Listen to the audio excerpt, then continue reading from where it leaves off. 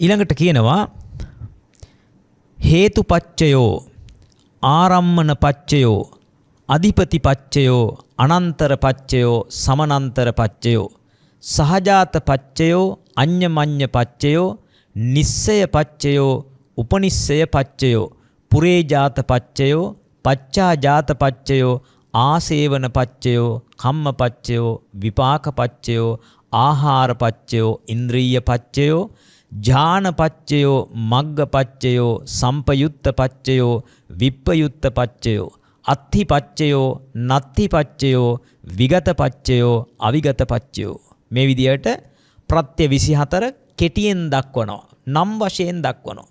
පින්වත්නි මෙතෙන්දී මේ එක එකක තේරුම වෙන්නේ දැන් හේතුපච්චයෝ කිව්වොත් හේතු ප්‍රත්‍ය. ඒක දීර්ඝ විස්තරයක් කරන්නේ නැහැ. ඒ නිසා අනිත් ඒවායිත් එහෙමයි. ආරම්මන පච්චයෝ කියන්නේ ආරම්මන ප්‍රත්‍ය. අධිපති පච්චයෝ කියන්නේ අධිපති ප්‍රත්‍ය. අනන්තර ප්‍රත්‍යයෝ කියන්නේ අනන්තර ප්‍රත්‍ය. ආදි වශයෙන් ඒ පච්චයෝ කියන වචනයට ප්‍රත්‍ය කියලා දාගත්තාම සිංහල තේරුම එනවා. ඒවයි විස්තරය කරන්නේ නැහැ මෙතෙන්දී. ඒක නිසා මේකට කියනවා කෙටි දෙසුම. උද්දේශපාලිය කියලා කියනවා. ඊට පස්සේ මේ කෙටියෙන් දේශනා කරන ලද දේශනාව නිද්දේශ වශයෙන් එහෙම නැත්නම් දීර්ඝව විස්තර කරන අවස්ථාව තමයි නිද්දේශපාලිය කියලා කියන්නේ. දැන් අපි මේකේ මේ එක එක ප්‍රත්‍යක් වෙන වෙනම අරගෙන බලමු නිද්දේශපාලිය කොහොමද විස්තර කරන්න කියලා. අපි පළවෙනි ප්‍රත්‍ය වශයෙන් හේතුපච්චයෝති හේතු ප්‍රත්‍ය යනු මෙතනින් ඉදිරියට විස්තර කරනවා. ඒ එක ප්‍රත්‍ය අරගෙන හේතු ප්‍රත්‍ය යනු ආරම්මන ප්‍රත්‍ය යනු අධිපති ප්‍රත්‍ය යනු අනන්තර ප්‍රත්‍ය යනු සමනන්තර ප්‍රත්‍ය යනු ආදී වශයෙන් එක් එක් ප්‍රත්‍යක් රැගෙන ඒ ප්‍රත්‍යාගේ අර්ථය පැහැදිලි කරලා දෙන්නයි මේ නිද්දේශපාලිය යොදාගෙන තිබෙන්නේ. හේතු ප්‍රත්‍ය යනු හේතුපච්චයෝති හේතු සම්පයුත්ත කාණං ධම්මාණං තං සමුට්ඨානානංච රූපාණං හේතුපච්චයේන පච්චයෝ. හේතු කියලා මුලින් කියන්නේ හේතු 6ක්. මොනවද? ලෝභ, ද්වේෂ, මෝහ සහ අලෝභ, අද්වේෂ, අමෝහ කියන මේ හේතු 6ක්. ඊළඟට හේතු සම්පයුත්තකානං ධම්මාණං කියලා මෙතෙන්දී කියන්නේ පින්වත්නි හේතු සමග යෙදෙන ධර්ම. සම්පයුත්තකානං කියලා කියන්නේ සමග යෙදෙන ධර්ම කියන එකයි. දැන් උදාහරණයක් වශයෙන් අපි ගනිමු තේ බඳුනක්. තේ බඳුනක තියෙනවා ජලය. ඒ ජලයට මිශ්‍ර කරලා තිබෙනවා සීනි, ඒ වගේම කිරි, ඒ වගේම කහට. දැන් කවුරු හරි කෙනෙක් විමසලා බැලුවොත් මේ ජලය සමග කලවම් වී ඇති ද්‍රව්‍ය මොනවද? ජලය සමග යෙදී ඇති ධර්ම මොනවද කියලා. මොනවද ඒ? තේකේ තිබෙන ඒ වතුර සමග නැත්නම් ජලය සමග යෙදිලා තියෙනවා, කලවම් වෙලා තිබෙනවා, මිශ්‍ර වෙලා තිබෙනවා, සමග යෙදිලා තියෙනවා, සංප්‍රයුක්ත වෙලා තිබෙනවා. මොනවද? සීනි, ජලයයි, සීනි, කිරි සහ කහට. සීනි, කිරි, කහට කියන තුන ජලය සමග මිශ්‍ර වෙලා තියෙනවා. දැන් කිසියම් කෙනෙකුට ඒකේ තියෙන ජලය ටික විසි කරන්න ඕන වුණොත් ජලය විතරද විසි වෙන්නේ? නෑ.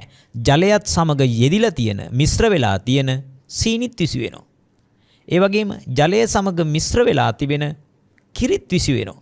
ජලය සමග එකට යෙදිලා තියෙන කහටත් විසි වෙනවා. අන්න සමග යෙදුණු ධර්ම කියනකොට තේරුම් ගන්න පුළුවන් දෙයක් තමයි ඒ සමග යෙදිච්ච දේවල් එකටම පවතිනවා, මිශ්‍ර වෙලා පවතිනවා. ඒ නිසා හේතු සම්පයුත්තකානං ධම්මාණං කියන්නේ මේ හේතුත් සමග එකට යෙදුණු ධර්මය මොනවද? දැන් අපි හිතමු මේ ලෝභ, දේශ, මෝහ කියන්නේ චෛතසික ධර්මනේ. අන්නේ චෛතසික ධර්ම සමග සිතක් යෙදෙනවා. ඒ වගේම මොකද චෛතසික හටගන්නේ සිතකනේ. එහෙනම් සිතයි චෛතසිකයි දෙක එකට සංප්‍රයුක්තව යෙදෙනවා. ඒ වගේම මේ හේතුත් සමග තවත් චෛතසික තියෙනවා විශාල ප්‍රමාණයක්. අපි දන්නවනේ චෛතසික 52ක් තිබෙනවනේ. මේ චෛතසික 52 එක් සිතෙහි එක එක සංඛ්‍යාවන් වෙන වෙනම හට ගන්නවා. සමහර සිත්වල අඩු වශයෙන්, සමහර සිත්වල වැඩි වශයෙන්. එතෙන්දී ඒ සිතේ හට ගන්නා වූ හේතු සමග අනිකුත් චෛතසික ටික.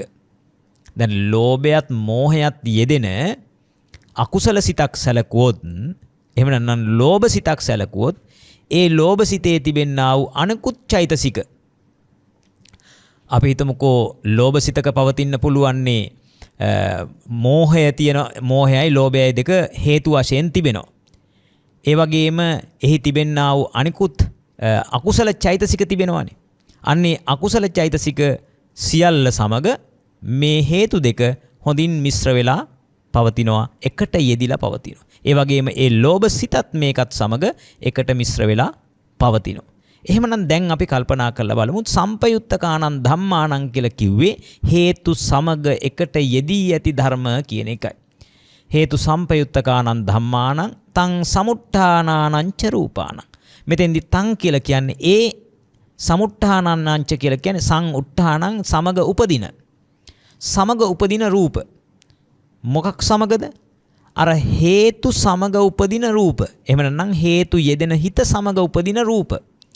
පින්වත්නි මෙතෙන්දී හොඳටම තේරුම් ගන්න ඕන කාරණාවක් තමයි හිතත් සමග උපදිනවා නම් චිත්තජ රූපමයි.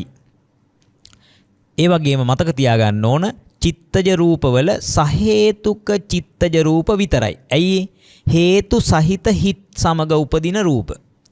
හේතු යෙදෙන්නේ නැති හිත් જાතියක් තියෙනවනේ. අන්න ඒවට කියනවා අහේතුක සිත් කියලා. අහේතුක සිත් සමග යෙදෙන එහෙනම් අහේතුක සිත් සමග හටගන්න චිත්තජ රූප මේකට ගන්නෙ නැහැ. එහෙනම් ඒකෙදී හොඳින් තේරුම් ගන්න ඕන කාරණාවක් තමයි හේතු සම්පයුත්තකානං ධම්මානං තං සමුට්ඨානානං ච රූපානං කියනකොට ඒ සමුට්ඨානානං ච රූපානං කියද්දී චිත්තජ රූප ගන්න තියෙනවා. ඒ චිත්තජ රූප හැම චිත්තජ රූපයක්ම නෙවෙයි සහේතුක සිත් සමග උපදින රූපයි ගන්න. ඊළඟට තව රූප ටිකක් තියෙනවා. ඒවට කියනවා කර්මජ රූප කියලා. ඒ කර්මජ රූපවල හැම අවස්ථාවකම කර්මජ රූප මේකට ගන්න බෑ. හිතත් සමග උපදින්න එපයි.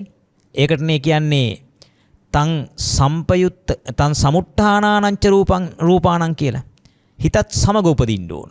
එතකොට හිතත් සමග උපදින කර්මජ රූපයක් තියෙන්නේ එකම එක අවස්ථාවකයි, ඒ ප්‍රතිසන්දි අවස්ථාවේ. මොකද යම් සත්වයේගේ ප්‍රතිසන්දි අවස්ථාවේ අතීතයේ කරන ලද කර්මයකින් ඒ කර්මජ කියලා කියන්නේ කර්මයක් නිසා හටගන්න රූප ටිකක් තියෙනවා. එතෙන්දී අපි දන්නවා විඥාන පච්චයා නාම රූපං කියනකොට නාමයත් රූපයත් එකටම උපදිනවා. අන්න ඒ වෙලාවේ විතරයි නාමයත් රූපයත් එකට උපදින අවස්ථාවක් හැටියට පෙන්වන්න පුළුවන්කම තියෙන්නේ කර්මජ රූපවල. ඒසා ඒකට කියනවා ප්‍රතිසන්ධි කර්මජ රූප කියලා කියනවා. දැන් එහෙනම් හේතු ප්‍රත්‍යේ විස්තරය ඔන්න ඔය ටිකයි තියෙන්නේ. අපි කෙටියෙන් නමුත් පැහැදිලි කරගන්න යෙදුනා හේතු සම්පයුත්තකානං ධම්මානං තං සමුට්ඨානානං ච රූපානං. හේතුපච්චේන පච්චයෝ කියන්නේ මූල භාවයෙන් උපකාර වෙනවා. මූල භාවය කියලා කියන්නේ දැන් අපි දන්නවා පින්වත්නි ගසක් ගත්තොත් ඒ ගසක මුල් ටික එහි කඳට කොළ අතු වලට ඒ වගේම අනෙකුත් ගෙඩි ආදී දේවල් වලට මල් වලට දරා සිටීමට උපකාර වෙනවා. ස්ථීරව පිහිටා සිටීමට උපකාර වෙනවා. අන්න ඒ ආකාරයට ස්ථීරව පිහිටා සිටීමට උපකාර ශක්තියට කියනවා මූල භාවයෙන් කරන උපකාර ශක්තිය කියලා. ඒ නිසා දැන් අර අපි සඳහන් කර හේතු සම්පයුත්තකානං ධම්මානං කියන්නේ ඒ හේතු සමග යෙදෙන සිතුත් ඒ වගේම එහි යෙදෙන චෛතසිකත් ඒ හේතු යෙදෙන සිත් සමග උපදින රූප ටිකත් ඒ සියල්ලට ස්ථීරව පිහිටා සිටීම සඳහා උපකාර කරන්නේ මෙන්න මේ ලෝභ ද්වේෂ මෝහ කියන ඒ වගේම අලෝභ ආදේශ අමෝහ කියන හේතු ටිකයි. ඒසා කියනවා ඒ හේතු උපකාරක ශක්තිය වශයෙන් මූල භාවයෙන් උපකාර කරනවා. ඒ නිසා පාළියේ සඳහන් කරා මොකද්ද? හේතුපච්චේන පච්චයෝ කියලා. අපි දෙවනි කාරණාවට යමු. එතෙන්දිම විස්තර කරනවා හේතුපච්චේ ඥානේන චබ්බන්න රංසි භාසුරං සම්බුද්ධං සබ්බ දස්සාවින් වන්දාමි පූජයාමහ. හේතුපච්චේ ඥානේන හේතු ප්‍රත්‍යේ නුවණින් යුතු බුදුරජාණන් වහන්සේ පිළිබඳව මේ කියන්නේ. ලෞතුරා බුදුරජාණන් වහන්සේ හේතු ප්‍රත්‍ය ආදී ප්‍රත්‍ය 24 පිළිබඳවම මනා නුවණක් සහිත ඒ ශාස්ත්‍රූන් වහන්සේ. උන්වහන්සේ සිව්වෙනි සතියේදී මේ ප ဋ ාණ ධර්මයේ අවබෝධ කරගත්තා. ප ဋ ාණ ධර්මයේ මෙනෙහි කරගත්තා. මේ ප ဋ ාණ ධර්මයේ මෙනෙහි කරන වෙලාවේ තමයි භාග්‍යතුන් වහන්සේගේ ශ්‍රී දේහයෙන් ඒ ෂඩ්වර්ණ රශ්මි මාලාවන් විහිදෙන්නට පටන් ගත්තා. ඉතින් හේතුපච්චේ ඥානේන හේතු ප්‍රත්‍යේ නුවණින් චබ්බන්න රන්සි භාසුරං ඒ වර්ණ 6කින් යුතු රශ්මි මාලාවක් විහිදුණු. චබ්බන්න කියන්නේ ච වන්න කියන එකනේ. වර්ණ 6කින් යුතු. චබ්බන්න රන්සි භාසුරං ෂඩ්වර්ණ රශ්මි මාලාවන්ගෙන් බබලන. සම්බුද්ධං සබ්බ දස්සාවින්. සබ්බ දස්සාවින් කියන්නේ සියල්ල දකින්නා වූ. එහෙම නැත්නම් සියල්ල දැක්මට හැකියාවක් තිබෙන. සියල්ල දන්නා වූ සම්බුද්ධං බුදුරජාණන් වහන්සේට වන්දාමි වඳිමි පූජයාමි පූජා කරමි අහං මම. වන්දාමි පූජයාමහං. ඒක සංදි වෙලයි වන්දාමි පූජයාමහං කියලා කියන්නේ. වඳිමි පුදමි මම. පින්වත්නි දෙවනි ප්‍රත්‍ය වශයෙන් අපි සලකා බලමු ආරම්මන පච්චයෝති. දැන් මේ ආරම්මන ප්‍රත්‍යයේදී ආරම්මණය කියන්නේ මොකද්ද? ආගන්ත්වා රමන්ති ආරම්මණං. පැමිණ ඇලෙන බැවින් අරමුණු යයි කියනවා. ඒ කියන්නේ චිත්තචෛතසික ධර්මයන් යම් අරමුණක් දැක්කහම ඒ අරමුණට ඇවිල්ලා අරමුණ අරගෙන එහි ඇලෙනවා. අන්නේ අර්ථයෙන් ආරම්මණය කියලා කියනවා. පින්වත්නි මේකේ පාළියේ සඳහන් වෙන්නේ රූපායතනං චක්ඛු විඤ්ඤාණ ධාතුයා තං සම්පයුත්තකානංච ධම්මාණං ආරම්මන පච්චේන පච්චය. දැන් ඔය ඇත්ත අහලා තියෙනවා රූපායතනං කියලා කියන්නේ බාහිර වර්ණ රූපය. වර්ණ රූපය. මේ වර්ණ රූපය ඇස ඉස්සරහට ආවහම නැත්නම් ඇස ඉදිරි පිටට ආපාතනය වුණාම ඇස ඉස්සරහට ආපු ඒ වර්ණ රූපයෙහි වර්ණ සටහනක් චක්ඛු විඤ්ඤාණය මගින් ලබා ගන්නවා චක්ඛු ප්‍රසාදය මත ඇති කරාට පස්සේ. චක්ඛු ප්‍රසාදය මත ඇති කර ගන්නවා මොකක්ද? අර වර්ණ රූපේහි සටහනක් වර්ණ සටහනක් ඇති කර ගන්නවා. ඒ වර්ණ සටහන ඇති කරගෙන චක්ඛු විඤ්ඤාණය කියන එක උපදිනවා. ඒ ඉසානේ කිව්වේ චක්කුංච පටිච්ච රූපේච uppajjati චක්කු විඤ්ඤාණං කියලා. ඇසත් වර්ණ රූපයත් නිසා චක්කු විඤ්ඤාණය කියන හිත උපදිනවා. දැන් එහෙමනම් කල්පනා කරන්න දරුවෝ මෙතෙන්දි පැහැදිලිවම තේරුම් ගන්න ඕන කාරණාවක් තමයි මේ වර්ණ රූපය කියන එක උදව් වෙනවා අරමුණු කිරීම වශයෙන්. වර්ණ රූපය කියන එක උදව් වෙනවා අරමුණු කිරීම වශයෙන් චක්කු විඤ්ඤාණය කියන එකට උපදින්න. චක්කු විඤ්ඤාණයට උපදින්න. එහෙමනම් දැන් අපි හිතන්නේ කොහොමද? සාමාන්‍යයෙන් අපේ සිතුවිලි තියෙන්නේ කොහොමද? අපි ඉස්සරහින් මලක් තියෙනවා නම් මේ මල අපි දැක්කා. එහෙම නැත්නම් මම තමයි මල දැක්කේ. ආදි වශයෙන් එයට මමත්වය නැත්නම් ආත්ම සංඥාව බැස ගන්නවා. නමුත් සත්‍ය වශයෙන්ම එහෙම දෙයක් නෙමෙයි. භාග්‍යවතුන් වහන්සේ කියනවා මෙහි සත්‍යය නෙමෙයි. දැන් අපි අනාත්ම වූ දේ ආත්ම කරලානේ ගන්නෙ. අනත්තේ අත්ත් සංඥාව. අපිට සංඥා විපල්ලාසයක් තිබෙනවා. හැබැයි බුදුරජාණන් වහන්සේ කියනවා අර තියෙනා වූ වර්ණ රූප සටහන උපකාර වශයෙන් චක්කු විඤ්ඤාණයට ආරම්මන ප්‍රත්‍යයෙන් ප්‍රත්‍ය වේලා චක්කු විඤ්ඤාණය උපද්දනවා. අරමුණු කිරීම වශයෙන් චක්කු විඤ්ඤාණය ඉපදීමට උදව් වෙනවා. ඒ වගේම තමයි සද්ධාරම්මණය. සද්ධාරම්මණය මගින් සෝත විඤ්ඤාණය ඉපදීමට උදව් වෙනවා. ඒ නිසා තමයි කිව්වේ සද්දායතනං සෝත විඤ්ඤාණ ධාතු යාතං සම්පයුත්තකානංච ධම්මාණං ආරම්මන පච්චේන පච්චය. ඒ විදිහටම දැන් අපිට අනිකුත් ආයතන පිළිබඳවත් කියන්න පුළුවන්. ගන්ධායතනං ගාන විඤ්ඤාණ ධාතු යාතං සම්පයුත්තකානංච ධම්මාණං ආරම්මන පච්චේන පච්චය. ඒ කියන්නේ ගන්ධයක්, ඒ කියන්නේ ගඳක් හෝ සුවඳක්, ඒ කියන්නේ ගන්ධ රූපය කියන එක. මේ ගන්ධ රූපයට පුළුවන්කම තිබෙනවා ගාන විඤ්ඤාණය කියන සිත ඇති කරන්න පුළුවන්කම තිබෙනවා. ඒකට අරමුණු ප්‍රත්‍යයෙන් උදව් කරනවා. ආරම්මන ප්‍රත්‍යයෙන් උදව් කරනවා.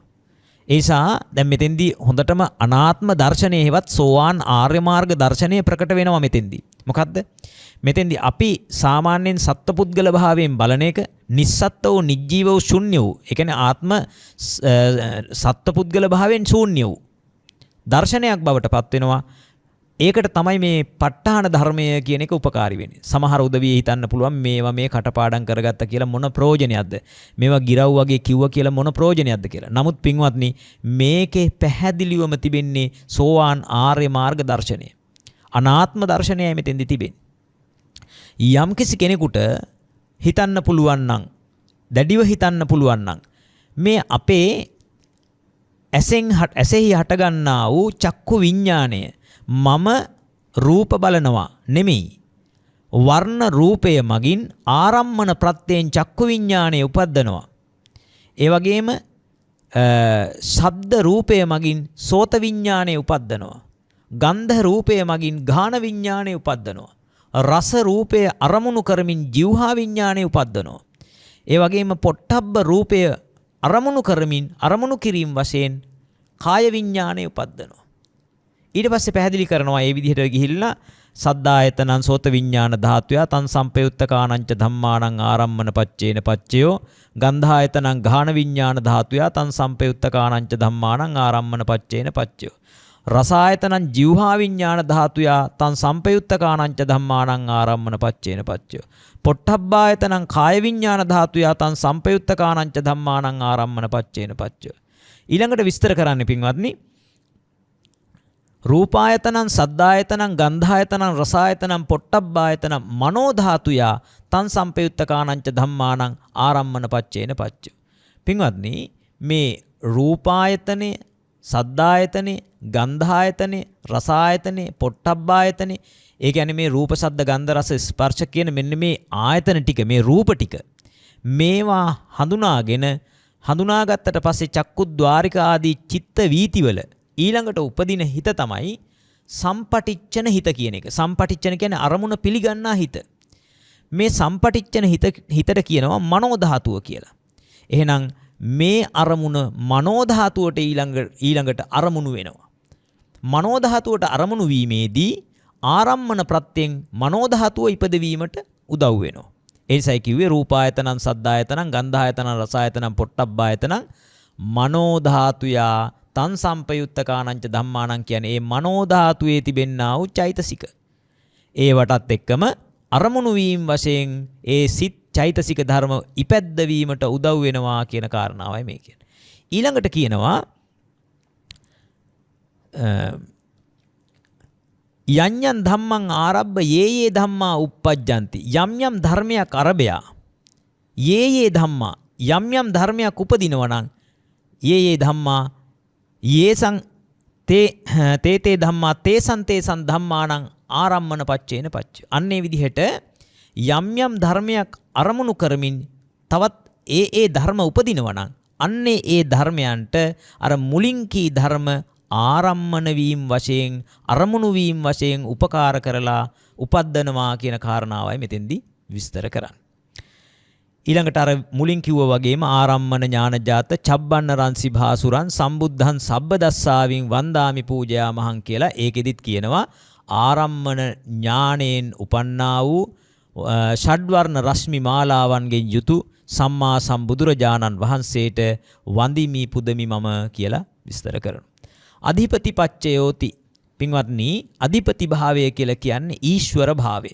එහෙම නැත්නම් අනෙක් ඒවාට වඩා ප්‍රබලව හිටින ගතිය අධිපති භාවය. දැන් අපි දන්නවා ජනතාවට අධිපති ජනාධිපති. ඒ වගේ අනෙකුත් ධර්මයන්ට වඩා ප්‍රබලව හිටිනවා නම් ඒවට කියනවා අධිපති කියලා. පින්වත්නි මේ අධිපති භාවයෙන්ටපත් වෙන්න පුළුවන් ධර්ම හතරක් තියෙනවා. ඡන්ද, චිත්ත, විරිය, විමර්ශා කියලා. මෙන්න මේ ධර්ම හතර පිළිබඳව තමයි මෙතෙන්දි කියන්නේ ඡන්දාධිපති ඡන්ද සම්පයුත්තකානං ධම්මානං තං සමුට්ඨානානං ච රූපානං අධිපතිපච්චේන පච්චයෝ. මෙතනින් මම එකක් විස්තර කරලා දෙන්නම්. අනෙක් ඒවත් ඒහා සමානවම සලකන්නට පුළුවන්කම තිබෙනවා. ඡන්දය කියන එක මේ ප්‍රකීර්ණක චෛතසිකයක්. ඒ කියන්නේ ප්‍රකීර්ණකයි කියන්නේ කුසල් සිත්වලත් අකුසල් සිත්වලත් ඇති වෙනවා. කුසලයක් කරන්නත් කැමැත්තක් ඕනනේ. අකුසලයක් කරන්නත් කැමැත්තක් ඕන. කැමැත්ත තමයි ඡන්දය කියන්නේ. එහෙනම් ඡන්දය අධිපති භාවයෙන්පත් වෙන වෙලාවේ. ඒ කියන්නේ අපි හිතමු ඔන්න දැන් කුසලයක් කරන වෙලාවේ ඒකෙදි කුසල පක්ෂයේ ඡන්දය ප්‍රබල වෙනවා. ඡන්දය අධිපති වෙනවා.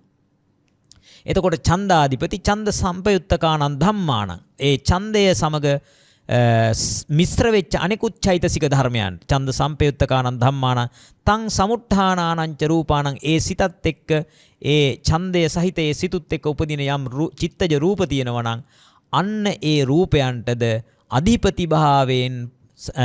අධිපතිභාවයෙන් උපකාර කරනවා කියන එකයි අධිපතිපච්චේන පච්චයෝ කියලා කියන්නේ. එහෙනම් ඒ වගේම තමයි චිත්ත, විරිය, විමර්ශා කියන අධිපති ප්‍රත්‍ය උපකාර කරනවා අධිපතිභාවයෙන්, ඊශ්වර භාවයෙන් ඒ සමග උපදින්නා වූ චිත්ත චෛතසිකයන්ටත් ඒ සමග හටගන්නා වූ රූපයන්ටත් ඉපදීමට ප්‍රත්‍ය වෙනවා, උපකාර කරනවා කියන එකයි එහි සඳහන් වෙන්නේ. එතෙන්දී යඤ්ඤං ධම්මං ගරුංකත්වා යේ ධම්මා uppajjanti. ඔතන ගරුංකත්වා කියලා කියන්නේ යමක් ගරු කොට සලකමින්, යමක් ප්‍රබලව ගරු කොට සලකනවා නම් අන්න ඒකට තමයි අධිපති ප්‍රත්‍ය කියලා සඳහන් කරන්නේ. ඒ වගේ යම් යම් ධර්මයක් ගරු කරමින් තවත් එවැනි ධර්මයන් උපදී නම් අර ගරු කිරීම වශයෙන් ඉපදුණු ධර්ම මුලින් කී ධර්ම ටික පසුව කී ධර්මයන්ට උපකාර වෙනවා, උදව් කරනවා. මොනවද? අධිපති ප්‍රත්‍යයෙන්. සරලව තේරුම් ගන්න, අධිපති භාවයෙන් අර ඡන්ද, චිත්ත, විරිය, විමර්ශ කියන ධර්මයෝ උපකාර කරනවා. ඒ නිසා හටගන්නා වූ ඒ සමග යෙදෙන චිත්ත චෛතසිකයන්ටත් ඒ සමග හටගන්නා වූ රූපයන්ටත් කියන කාරණාව පැහැදිලිව තේරුම් ගන්න. ඊළඟට අනන්තර පච්චයෝ, අනන්තරයි කියලා කියන්නේ අනතුරුවම හටගන්නවා කියන එකයි. දැන් අපි දන්නවා ඔය චිත්ත වීතියක් ගත්තොත් මේ චිත්ත වීතියේ තිබෙනවා ජවන් සිත් 7ක් තිබෙනවා. ඉතින් එතෙන්දී පළවෙනි ජවනයේ කුසලයක් වුණොත් දෙවෙනි ජවනයත් කුසලයක්, තුන්වෙනි ජවනයත් කුසලයක්. එතෙන්දී පළවෙනි ජවනයේ කුසලයක් නිසා දෙවෙනි ජවනයත් කුසලයක් නිසා පළවෙනි කුසලය දෙවෙනි කුසලයට උපකාර වෙනවා. එතෙන්දී මේකේ විස්තර කරනවා අනන්තර පච්චයෝති චක්ඛු විඥාන ධාතු තං සම්පයුත්තකානංච ධම්මානං තං සම්පයුත්තකාච ධම්මා මනෝ ධාතුයා තං සම්පයුත්තකානංච ධම්මානං අනන්තර පච්චේන පච්චයෝ. එතෙන්දි විස්තර කරන්නේ චක්ඛු විඥාන ධාතුව. ඒ වගේම ඒ චක්ඛු විඥාන ධාතුවත් සමග යෙදිලා තිබෙන්නා වූ චෛතසික ටික. චෛතසික 7ක් යෙදෙනවනේ. පස්ස වේදනා සංඥා චේතනා ඒකාග්‍රතා ජීවිතේන්ද්‍රිය මනසිකාර කියන මෙන්න මේ චෛතසික 7 යෙදෙනවා. මනෝ ධාතුව කියලා කියන්නේ අපි අර මුලින් කතා කළා වගේ චක්කු විඥාණයට පසුව හටගන්න සම්පටිච්ඡන හිතට අරමුණ චක්කු විඥාණය හටගත්තට පස්සේ චක්කු විඥාණයෙන් අරමුණක් ගන්නවනේ වර්ණ රූපාරම්මනේ. ඒ වර්ණ රූපාරම්මනේ පිළිගන්න හිතට කියනවා සම්පටිච්ඡන හිත කියලා. එහෙනම් මෙන්න මේ සම්පටිච්ඡන හිතට මනෝ ධාතුය ඒ මනෝ ධාතුවත් සමග එහෙම නැත්නම් ඒ සම්පටිච්ඡන හිතත් සමග තිබෙන්නා වූ චෛතසික ටිකක් තියෙනවා. අන්නේ චෛතසිකේනටත් මොකද වෙන්නේ? උපකාර වෙනවා අනන්තර ප්‍රත්‍යයෙන්. අනන්තර ප්‍රත්‍යයෙන් කියන්නේ එක ළඟම ඉපදිලා තියෙන එක. අනතුරුවම උපදිච්ච භාවයෙන් උපකාර වෙනවා. එක ළඟ ඉපදීම් වශයෙන් උපකාර වෙනවා. ඒක නිසා කියනවා න අන්තර හෙවත් අනන්තර ප්‍රත්‍යයෙන් ප්‍රත්‍ය වෙනවා කියලා. ඒ විදිහට ඊළඟට කියනවා මනෝ ධාතු තන් සම්පයුත්තකාච ධම්මා මනෝ විඥාන ධාතුය. පින්වත්නි ඊළඟට දැන් අපි දන්නවා සම්පටිච්ඡන හිතට පස්සේ තියෙන්නේ සම්තීරණ හිත. සම්තීරණ හිත කියලා කියන්නේ මනෝ විඥාන හිතක්. ඒ මනෝ ධාතුව මනෝ විඥාන ධාතුවට උපකාර වෙනවා එක ළඟ පිහිටීම් වශයෙන්. එක ළඟට ඉපදීම් වශයෙන්. අනන්තර ප්‍රත්‍යයෙන් උපකාර වෙනවා. එහෙනම් ඒ නිසා දැන් ඔයත්තන්ට තේරුම් ගන්න පුළුවන් චක්ඛු විඥාණයට යම්සේ කිව්වද සෝත විඥාණය, ගාහන විඥාණය, જીවහා විඥාණය, කාය විඥාණය සඳහාත් මේ ටික ඔක්කොම මේ විදිහටම විස්තර කරලා තියෙනවා. ඊළඟට පුරිමා කුසලා ධම්මා පච්චිමානං කුසලානං ධම්මානං ආදී වශයෙන් ඊළඟට විස්තර කරන්නේ අර මම මුලින් සඳහන් කළා වගේ චිත්ත වීතියක ජවන් සිත්වල පළමු හිත කුසල් වුණොත් දෙවනි හිතත් කුසල්. එතකොට පළමු කුසල් හිත දෙවනි කුසල් හිත එක ළඟ උපදින නිසා අනන්තර ප්‍රත්‍යයෙන් ප්‍රත්‍ය වෙනවා. ඊළඟ කාරණේ තමයි පුරිමා අකුසලා ධම්මා පච්චිමානං අකුසලානං ධම්මානං. එතෙන්දිත් එහෙමයි. පළමු ජවන් සිත අකුසල් වෙලා එහෙම වුණොතින් ඒ චිත්ත වීතියේ ජවන් හිත 7ම අකුසල් වෙනවා. එහෙනම් පළමු හිත අකුසල් නම් දෙවනි හිතත් අකුසල්. එතකොට එක ළඟ ඒ හිත් දෙකම අකුසල් නිසා පළමු අකුසලයේ දෙවනි අකුසලයට අනන්තර ප්‍රත්‍යයෙන් එක ළඟ ඉපදීම් වශයෙන් උපකාර කරනවා. ඒ වගේමයි පළමු කුසල් හිත ඊට පස්සේ උපදිනවා නම් අව්‍යාකත හේවත් විපාක හිතක් ළඟ. එතෙන්දී ඒ පළමු කුසල් හිත ඒ ළඟ උපදින විපාක හිතට උදව් වෙන නිසා පුරිමා කුසල ධම්මා පච්චිමානං අභ්‍යාකතානං ධම්මානං අනන්තර පච්චේන පච්චයෝ කියන. පින්වත්නි ඕක එන්නේ චිත්ත වීතියක ජවන්සිත 7ට පස්සේ එනවා තදාලම්බන හිතක්. මෙන්න මේ තදාලම්බන හිත කියන එක විපාක හිතක්. අන්න එතෙන්දි පින්වත්නි ඒ තදාලම්බන කියන විපාක හිතට කලින් තිබුණේ ජවන් කියන කුසල හිත. එතකොට කුසල හිත විපාක හිතට අනන්තර ප්‍රත්‍යයෙන් ප්‍රත්‍ය වෙනවා. විපාකවලට කියනවා පින්වත්නි අව්‍යාකතයි කියලා. අභ්‍යාකතයි කියලා පාලියෙන් කියනවා. ඒසා පුරිමා කුසල ධම්මා පච්චිමානං අභ්‍යාකතානං ධම්මානං අනන්තර පච්චේන පච්චයෝ කියන්නේ එක ළඟ ඉපදීම් වශයෙන් උපකාර වෙනවා. ඔය වගේම තමයි පුරිමා අකුසල ධම්මා පච්චිමානං අභ්‍යාකතානං ධම්මානං අනන්තර පච්චේන පච්චයෝ. දැන් පින්වත්නි එතෙන්දී ඒ චිත්ත වීතියේ ජවන්සිත 7ට ආවේ ජවන්සිත 7 වශයෙන් ආවේ අකුසල් හිත්නම් අන්තිම 7 වෙනි ජවණයට පස්සේ එන තදාලම්බන හිත තිබෙනවනේ. ඒක විපාක හිතක්නේ. එහෙනම් අකුසල හිත විපාක හිතට අනන්තර ප්‍රත්‍යයෙන් ප්‍රත්‍ය වෙනවා. ඒක මේ විදියට ගත්තොත් කියන්න පුළුවන් විපාක හිතට කියනෝනේ අභ්‍යාකතයි කියලා. විපාක හිතට අභ්‍යාකතයි කියලා කියන නිසා කලින් තිබිච්ච නැත්නම් කලින් හටගත්තු කලින් තිබෙන අකුසල හිත පසුව තිබෙන විපාක හිතට උපකාර වෙනවා. අනතුරුවම හට ගැනීම වශයෙන් අනන්තර පච්චේන පච්චයෝ කියන්නේ ඒක. ඊළඟට පින්වත්නි පුරිමා අභ්‍යාකතා ධම්මා පච්චිමානං අභ්‍යාකතානං ධම්මානං. දැන් බලන්න ඒ චිත්ත වීතියකම අවසානයේ තිබෙන තදාලම්බන හිත් දෙකට අනතුරුව භවාංග හිතක් තිබෙනවා. ඒකත් විපාක හිතක්නේ. එහෙනම් එතන විපාක හිතක් තවත් විපාක හිතකට අනතුරුව ඉපදීම් වශයෙන් උපකාර වෙනවා. තදාලම්බන හිතටත් තදාලම්බන හිත භවාංග හිතටත් උපකාර වෙනවා. එක ළඟ තියෙන නිසා.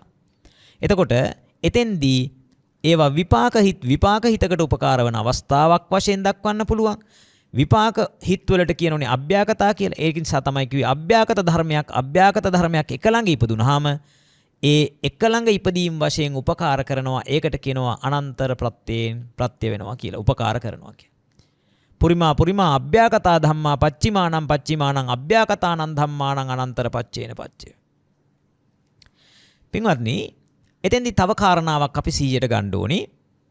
මෙතෙන් දැන් අපි මේ ඊළඟ කාරණාව වශයෙන් සඳහන් කරනවා පුරිමා අභ්‍යාකතා ධම්මා පච්චිමානං කුසලානං ධම්මානං අනන්තර පච්චේන පච්චයෝ. අභ්‍යාකත ධර්මයක් කුසල ධර්මයකට අපි හිතමු චිත්ත වීතියක ජවන්සිත 7 පළවෙනි ජවන හිත ගනිමුකෝ. පළවෙනි ජවන හිතට කලින් තියෙන්නේ මොකද්ද? ඒක විපාක හිතක්. එතකොට දැන් සම්පටිච්චන සම්තීරණ වොත්තපන ජවන. වොත්තපන කියලා කියන්නේ විපාක හිතක්. එතකොට වොත්තපනය විපාක හිතක් පළවෙනි ජවන හිත කුසල හිතක් වුණොතින් විපාක හිත කුසල හිතකට ප්‍රත්‍ය වෙනවා. විපාක වලට කියනවා අව්‍යාකතයි කියලා. පුරිමා අභ්‍යාකතා ධම්මා පච්චිමානං කුසලානං ධම්මානං කිව්වේ ඒකයි. අනන්තර ප්‍රත්‍යයෙන් උපකාර කරනවා. එක ළඟ ඉපදීම් වශයෙන්. ඒ වගේම තමයි පුරිමා අභ්‍යාකතා ධම්මා පච්චිමානං අකුසලානං ධම්මානං. චිත්ත වීතියේ තිබෙන ජවන් හිත් 7 අකුසල නම්.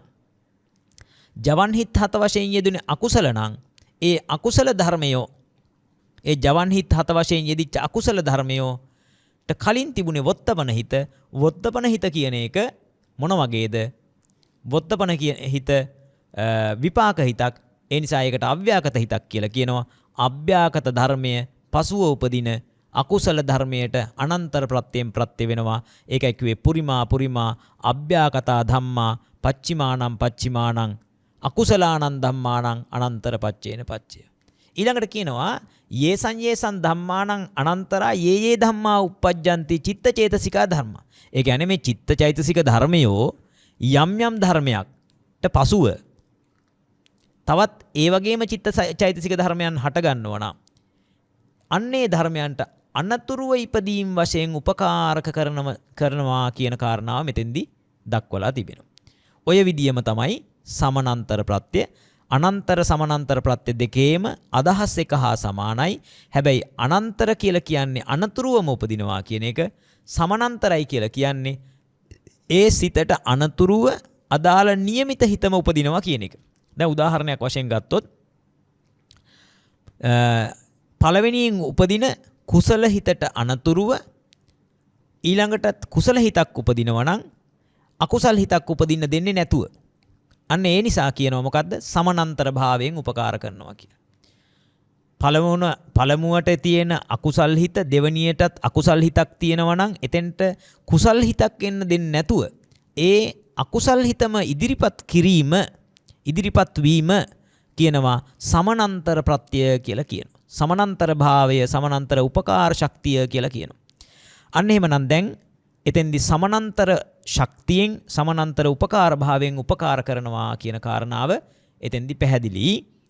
දැන් මුලින්ම කියන්නේ අර අනන්තර ප්‍රත්‍යය කිව්ව විදිහටම මුලින්ම කියන්නේ චක්කු විඥාන ධාතු තං සම්පයුත්ත කාච ධම්මා මනෝ ධාතුයා තං සම්පයුත්ත කාණංච ධම්මානං සමානන්තර පච්චේන පච්චෝ. එහෙනම් අනන්තර ප්‍රත්‍යේ විස්තරයත් සමානන්තර ප්‍රත්‍යේ විස්තරයත් එක හා සමාන නිසා මං එය පැහැදිලි කිරීම සඳහා කාල වේලාව ගන්නේ නැතුව සහජාත ප්‍රත්‍ය විස්තර කිරීම සඳහා කාල වේලාව ගන්නවා. සහජාත පච්චයෝති සහජාත ප්‍රත්‍යය යනු සහජාත ජාත කියන්නේ හට ගන්නවනේ. සහ කියන්නේ එක්ව එකට හට ගන්නවා. දෙදෙනෙක් එකට හට ගන්නවා නම් ඒ එකට හට ගන්න දෙදෙනා එක්කෙනෙක් අනෙකාට අන්‍යෝන්‍ය වශයෙන් අඤ්ඤමඤ්ඤ කියලා කියන්නේ ඒකනේ. එක්කෙනෙක් අනෙකාට එකට හට ගැනීම වශයෙන් උපකාර කරනවා. දැන් උදාහරණ හැටියට මේක විස්තර කරන්නේ චත්තාරෝ කන්දා අරූපිනෝ අඤ්ඤමඤ්ඤං සහජාත පච්චේන පච්චෝ. චත්තාරෝ කන්දා අරූපිනෝ. අරූපී කියන්නේ රූප නොවන කියන එකනේ. රූප නොවන්නේ මොනවද? නාම ධර්ම ටික. වේදනා, සංඥා, සංඛාර, විඥාන කියන මේ නාම ධර්ම ටික. ඒ කියන්නේ සිතත් චෛතසිකයත් කියන ටිකනේ. විඥාන කියලා කියන්නේ සිත. ඊට පස්සේ වේදනා, සංඥා, සංඛාර කියන්නේ චෛතසික. එහෙනම් සිතත් චෛතසිකත් ධර්මයෝ ඒගොල්ලෝ එකට උපදින්නේ. දැන් ඔය චිත්ත චෛතසිකයන්ගේ තියෙනෝනේ ඒ ලක්ෂණ හතරක් මොනවද? එකට උපදිනවා. එකටම මිය යනවා. ඒ වගේම එකම වස්තුවක උපදින්නේ එකම අරමුණක් ගන්නවා. ඒ නිසා අන්න ඒ විදිහට එකටම උපදින නිසා සහජාතයි කියලා කියනවා. දැන් හිතකුයි චෛතසිකයකුයි ගත්තොත් හිත චෛතසිකයට එක්ව ඉපදීම් වශයෙන් උපකාර කරනවා. ඒ වගේම චෛතසිකය හිතට එක්ව ඉපදීම් වශයෙන් උපකාර කරනවා. ඒ නිසා තමයි කිව්වේ මොකද්ද මෙතන? චත්තාරෝ කන්දා අරූපිනෝ අඤ්ඤමඤ්ඤං සහජාත පච්චේන පච්චෝ. ඊළඟට කියනවා චත්තාරෝ මහා භූතා. මහා භූතයෝ හතර දෙනා කියන්නේ පඨවි, ආපෝ, තේජෝ, වායෝ. යම් තැනක පින්වත්නි මේ හතර දෙනා ඉන්නවනම් මේ හතර දෙනා වෙන් කරන්න බෑ. ඒ හතර දෙනා විතරක් නෙමෙයි. තවත් ඉන්නවා. පඨවි, ආපෝ, තේජෝ, වායෝ, වර්ණ, ගන්ධ, රස, ඕජා කියලා 8 දෙනෙක්ම ඉන්නවා එකට. මේවා එකිනෙකට වෙන් කරන්න බෑ. ඒකට කියනවා අවිනිභෝග 8 දෙනා කියලා. අවිනිභෝගයි කියන්නේ විනිභෝග කරන්න බෑ, වෙන් කරන්න බෑ. පින්වත්නි මේවා එකටම උපදින්නේ. මොනවාද? ඒ මහා භූත හතරත් එකටමයි උපදින්නේ. පඨවිය උපදිනවා නම් එතන ආපෝවත් උපදිනවා, තේජෝවත් උපදිනවා, වායෝවත් උපදිනවා. පඨවි, ආපෝ, තේජෝ, වායෝ කියන සතරම සහජාතයි එකට හට ගැනීම වශයෙන් එකිනෙකාට උපකාර කරනවා. ඒකයි කිව්වේ චත්තාරෝ මහා භූතා අඤ්ඤමඤ්ඤං සහජාත පච්චේන පච්චයෝ.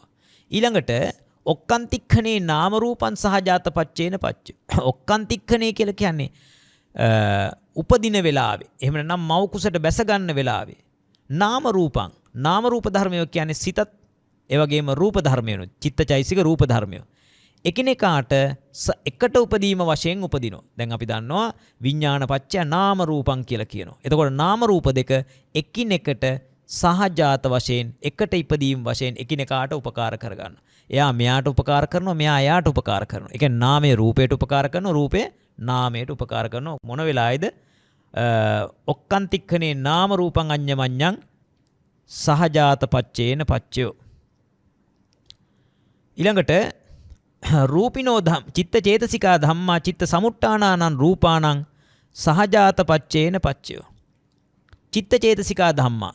චිත්ත චෛතසික ධර්මයෝ චිත්ත සමුට්ඨානානං රූපාණං. චිත්ත සමුට්ඨානානං රූපාණං කියලා කියන්නේ මේ චිත්තජ රූපයන්ට. ඇයි සහජාතව උපදින්නේ? මොකද චිත්තජ රූප කියන ඒවා චිත්තජ කියන්නේ සිතින් උපදින කියන එකයි. ඒ නිසා එකටමයි උපදින්නේ. සිත යම් වෙලාවක උපදිනවා නම් සිතත් සමගම උපදින නිසා ඒවා සහජාත ප්‍රත්‍යයෙන් උපකාර ලබනවා. ඊට පස්සේ මහා භූතා උපාදාය රූපාණං සහජාත පච්චේන පච්චයෝ. මහා භූතා කියලා කියන්නේ මොනවද? අර සතර මහා භූතයෝ. පඨවි ආපෝ තේජෝ වායෝ. පඨවි ආපෝ තේජෝ වායෝ කියන මේ සතර මහා භූතයෝ උපාදාය රූපයන්ට. මොනවද උපාදාය රූපයෝ කියලා කියන්නේ? පින්වත්නි, ඒ සතර මහා භූතයෝ නිසා පවතිනවා නම් දැන් අපි දන්නවා මේ බිත්තියක් ගත්තොත් මේ බිත්තියක වර්ණයක් තිබෙනවා. හැබැයි මේ වර්ණය තියෙන්නේ කොහෙද? පඨවි ආපෝ තේජෝ වායෝ මත තමයි මේ වර්ණය තියෙන්නේ. අන්න ඒ නිසා ඒ මහා භූතයන් නිසා පවතින රූපයන්ට කියනවා උපාදාය රූප කියලා කියනවා. ඒ උපාදාය රූපයනුත් මහා භූත රූපයනුත් එකිනෙකාට එකට උපදිනවා. ඒ එකට ඉපදීම් වශයෙන් ඒ මහා භූත රූපයෝ ටික උපාදාය රූපයන්ට උපකාර කරනවා. එකට ඉපදීම් වශයෙන් සහජාතව ඉපදීම් වශයෙන් උපකාර කරනවා. ඊට පස්සේ රූපිනෝ ධම්මා අරූපීනං ධම්මානං කිංචි කාලේ සහජාත පච්චේන පච්චයෝ කිංචි කාලේ න සහජාත පච්චේන පච්චයෝ. ඒ කියන්නේ මොකද්ද? දැන් අපි ගත්තොත් එහෙම අපි මව් කුසට බැස ගන්න වෙලාවේදී නාම රූප ධර්මයෝ එකිනෙකාට සහජාතව උපදිනවා. එකට උපදිනවා. හැබැයි සාමාන්‍ය අපි ජීවත් වන මේ ප්‍රවෘත්ති කාලය තුල නාම රූප ධර්මයෝ එකට උපදීමක් සිද්ධ වෙන්නේ නැහැ. මොකද කර්මජ රූප අතීතයේ කරන ලද කර්මයක් නිසා රූපය උපදින්නේ දැන්. එතකොට ඒ සිත් ඉපදිලා තියෙන්නේ කලින්, රූප උපදින්නේ පස්සේ. ඒක වෙලා දෙකක. එහෙම නැත්නම් අවස්ථා දෙකක. එකට උපදින්නේ නැහැ. එහෙනම් එකට උපදින අවස්ථාව සිද්ධ වෙන්නේ අන්න අර මව් කුසට බැස ගන්න වෙලාවේ විතරයි. අනිත් වෙලාවල් වල එහෙම සිද්ධ වෙන්නේ නැති නිසා අපි කියනවා මොකද්ද? කිංචි කාලේ සහජාත පච්චේන පච්චයෝ කිංචි කාලේ න සහජාත පච්චේන පච්චයෝ කියන්නේ සමහර වෙලාවට එහෙම සහජාත පත්‍යයෙන් ප්‍රත්‍ය වෙන්නේ නැහැ කියන කාරණාව විස්තර කරනවා.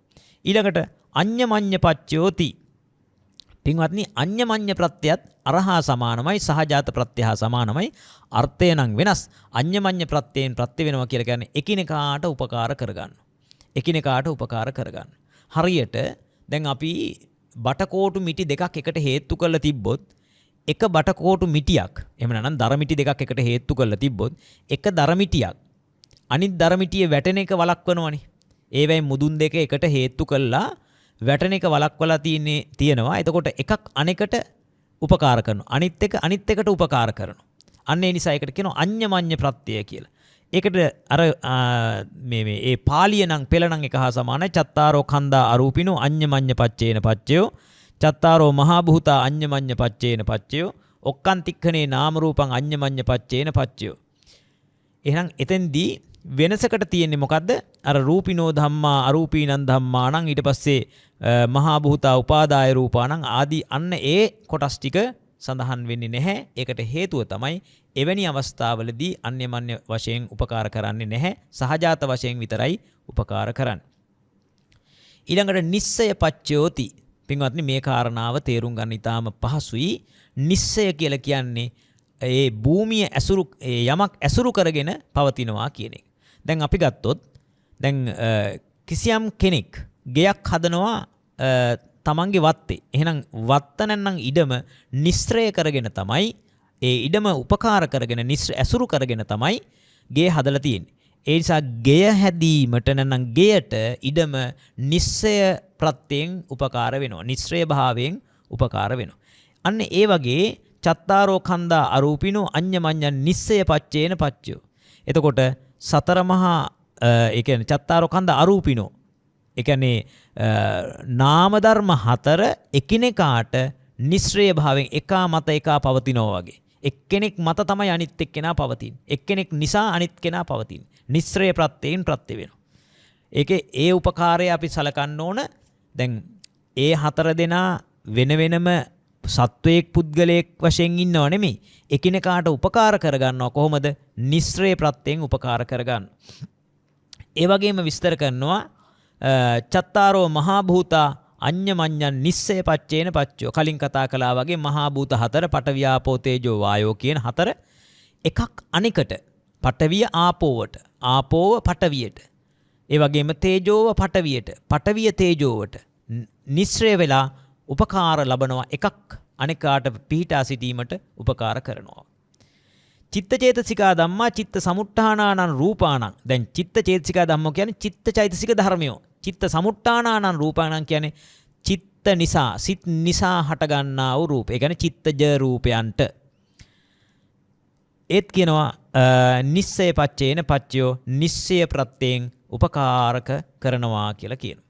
මහා භූතා උපාදාය රූපාණං නිස්සය පච්චේන පච්චයෝ. මහා භූතයෝ උපාදාය රූපයන්ට කලින් සඳහන් කළා වගේ වර්ණ ගන්ධ රස ඕජා ආදී ඒවට කියනවා උපාදාය රූප කියලා. මේ උපාදාය රූපයන්ට මේ නිස්සය ප්‍රත්‍යයෙන් ප්‍රත්‍ය වෙනවා.